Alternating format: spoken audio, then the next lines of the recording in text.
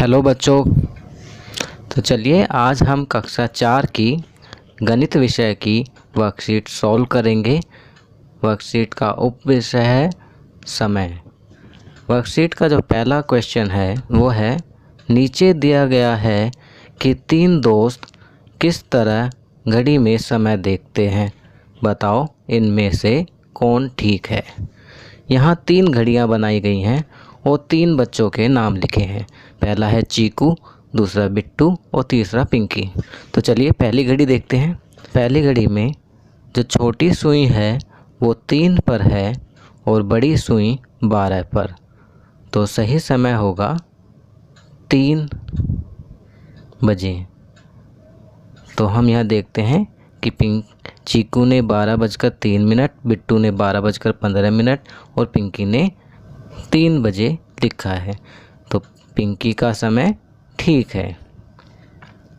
दूसरी घड़ी जो है उसमें छोटी सुई 5 और 6 के बीच में है और बड़ी सुई 7 पर है। तो 5:35। तो यहाँ पर हम देखेंगे चीकू ने 7:25, बिट्टू ने 5:07 और पिंकी ने 5:35। तो पिंकी ने समय सही बताया है। तीसरी घड़ी में छोटी सुई 7 पर और बड़ी सुई 3 पर, अर्थात समय हुआ 7:15। तो यहाँ हम देखेंगे कि तीनों में पिंकी ने ही सही समय बताया है, 7:15। तो तीनों घड़ियों का जो सही समय बताया है वो है पिंकी ने बताया है। तो प्रश्न 2 पर चलते हैं। प्रश्न 2 में लिखा है, प्रत्येक घड़ी में दर्शाए गए समय को लिखिए। तो यहाँ हम जो घड़ियाँ दिखाई हुई हैं इनमें समय लिखेंगे। छोटी सुई 9 और 10 के बीच में है, क कर रहे हैं हम, और बड़ी सुई 8 पर है। तो हम यहाँ कह सकते हैं कि 9:40। तो क में लिखेंगे 9:40। ख में लिखेंगे बड़ी सुई 4 पर और छोटी सुई 5 और 6 के बीच में, तो 5:20। ग में लिखेंगे छोटी सुई 1 पर है और बड़ी सुई 12 पर, तो यहाँ 1 बजे हैं, तो 1 बजे लिखेंगे। इसी के साथ घ में छोटी सुई 8 और 9 के बीच में है और बड़ी सुई 8 पर है, तो हम यहाँ लिखेंगे 8:40। नेक्स्ट देखते हैं, छोटी सुई 7 और 8 के बीच में और बड़ी सुई 8 पर, तो यहाँ 7:40 हुए हैं। च में देखते हैं, छोटी सुई 2 पर है और बड़ी सुई 4 पर, तो यहाँ 2:20 हुए हैं। आगे देखते हैं, छ में छोटी सुई 9 पर और बड़ी सुई 12 पर है, तो यहाँ 9 बजे हैं।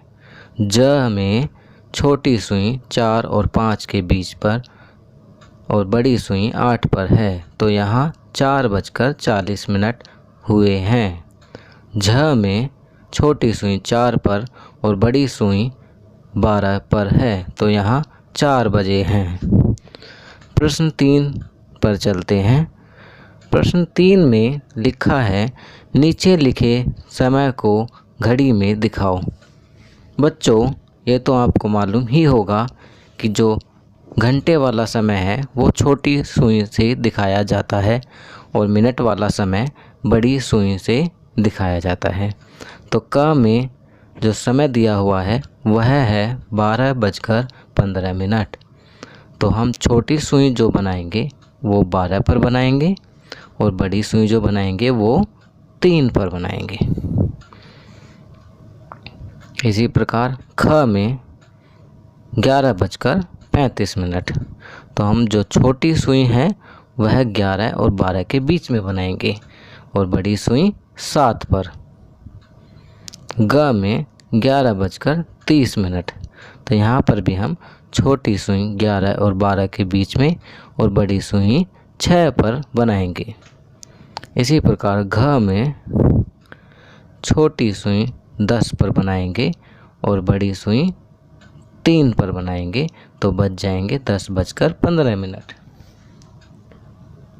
अंगा में छोटी सुई 6 और 7 के बीच में बनाएंगे और बड़ी सुई 9 पर। तो यहाँ 6:45 हो जाएंगे। च में 3:35 दिया हुआ है, तो इसके लिए छोटी सुई 3 और 4 के बीच में बनाएंगे और बड़ी सुई 7 पर।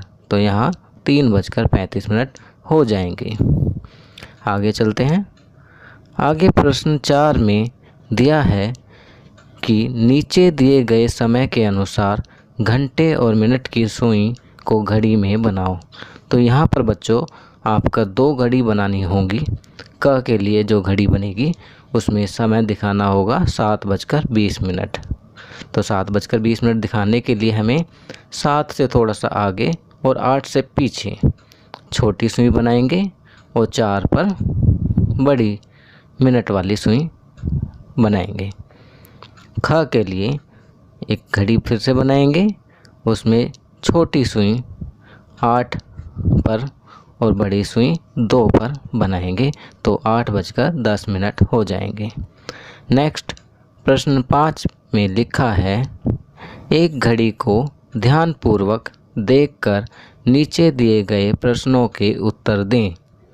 क मिनट की सुई 5 से चली, उसे दोबारा 5 तक आने में कितना समय लगेगा।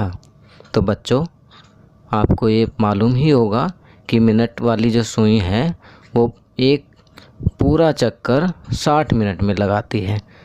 तो 5 से चली और दोबारा 5 तक आने में उसे कितना समय लगेगा, 60 मिनट। और 60 मिनट बराबर होते हैं 1 घंटे के। 1 घंटा बराबर होता है 60 मिनट के। तो हम यहाँ पर कहेंगे कि उसे 60 मिनट लगेंगे। ख में क्या घंटे की सुई भी घूमती है, उसे एक संख्या से अगली संख्या तक पहुंचने में कितना समय लगेगा। इसके उत्तर में हम लिखेंगे हाँ, घंटे की सुई को एक संख्या से अगली संख्या तक पहुंचने में 60 मिनट या 1 घंटा लगेगा। 60 मिनट बराबर 1 घंटा। ग में अपने आसपास देखो और ऐसे 2 कार्यों को लिखो जिन्हें पूरा होने में लगभग 1 घंटे का समय लगता हो। तो बच्चों ये आप अपने आप देखकर लिख सकते हैं। घर में भी ऐसे कार्य होते हैं जैसे कि कपड़े धोना, जिसमें 1 घंटे के आसपास समय लग ही जाता है, और खाना बनाना। तो आप ये 2 काम भी लिख सकते हैं, या आपने कोई और काम ऐसा देखा हो जिसमें 1 घंटे का समय लग जाता हो तो वह भी आप लिख सकते हैं। अब प्रश्न 6 पर आते हैं। प्रश्न 6 में कहा गया है कि नीचे लिखे गए कार्य को पूरा होने में कितना समय लगेगा। पहले अंदाज़ा लगाओ, फिर अपने अंदाजे को घड़ी देखकर जांचें और तालिका पूरी करें। यहाँ पर हम देखेंगे कि एक तालिका बनाई हुई है जिसमें 1 2 3 4 5 नंबर डले हैं। फिर उसके बाद कार्य लिखे हैं, उसके बाद अनुमानित समय और फिर सही समय। सही समय निकालने के लिए आपको घर पर यह कार्य स्वयं किसी बड़े के निरीक्षण में करना होगा और समय नोट करके लिख सकते हैं। पहला कार्य है 1 लीटर दूध उबालने में। तो अनुमानित समय हम लिख सकते हैं 5 से 6 मिनट, और हमने दूध उबाल कर देखा तो वह 5 मिनट में उबल गया। दूसरा कार्य है 1 से 100 तक संख्या लिखने में, लगभग 3 मिनट, परंतु जब हम लिखने बैठे तो हमने तो 2 मिनट में ही संख्या लिख ली। 1 रोटी खाने में 4 मिनट, परंतु जब रोटी खाई तो देखा कि रोटी तो 2 मिनट में ही ख़त्म हो गई।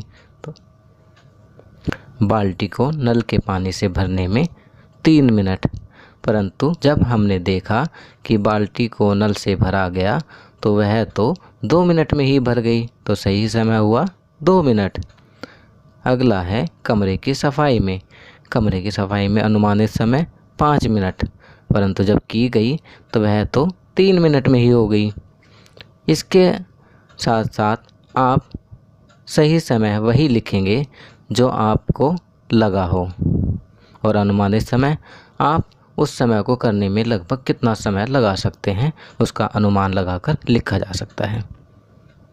तो बच्चों, यहाँ आपकी गणित की वर्कशीट पूरी हुई जिसमें कि पढ़ाया गया था समय। तो समय पढ़ना आ ही गया होगा सभी बच्चों को। और अगर आपको ये चैनल अच्छा लगा हो तो सब्सक्राइब करना ना भूलें और नए नए वीडियोस देखने के लिए बने रहिए हमारे चैनल नॉलेज किंगडम के साथ। धन्यवाद।